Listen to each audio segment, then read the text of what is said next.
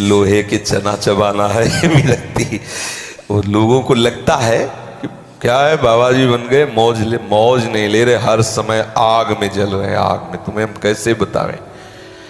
1 साल का नियम दे दो कि आप ब्रह्मचर्य रहो, किसी से मिलना नहीं, किसी से बोलना नहीं, तो हम अपने मन को समझा सकते हैं कि 1 साल की बात है। लेकिन आजीवन और 1 मिनट की चूक हुई तो पूरा पारा उतर गया नीचे। जितनी चढ़ाई 20 वर्ष में चढ़े 1 मिनट में धरातल में आ गए। बहुत कठिन है। 20 वर्ष सत्संग होगा उतना प्रकाश नहीं होगा।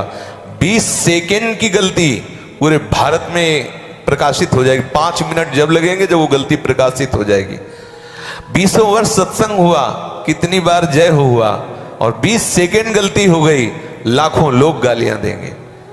ये परमार्थ मार्ग है, बहुत ही सकरी गली है, बहुत ही खतरे की रपटन है, फिसलन है। चूक गए।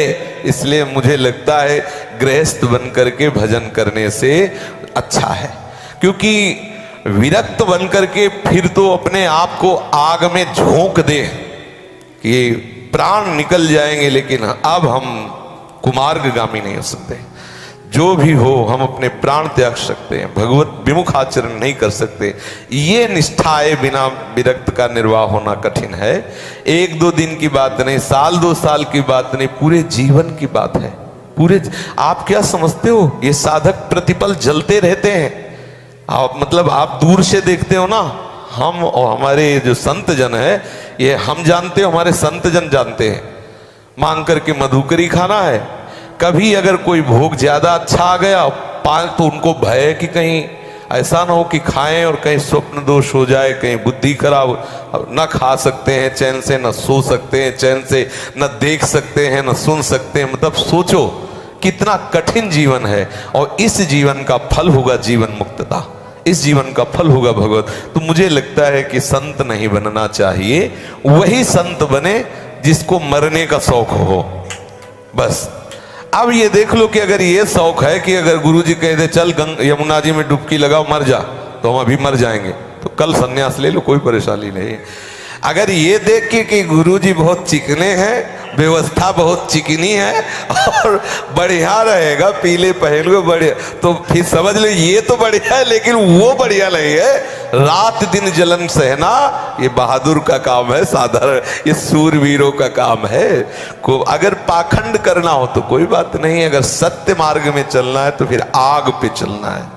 इसलिए भैया ब्रजवासी हो, गृहस्थी में रहो, भजन करो, बाबा जी बनने की सोचो भी मत, बहुत बुरी हालत है बाबा जीओं की।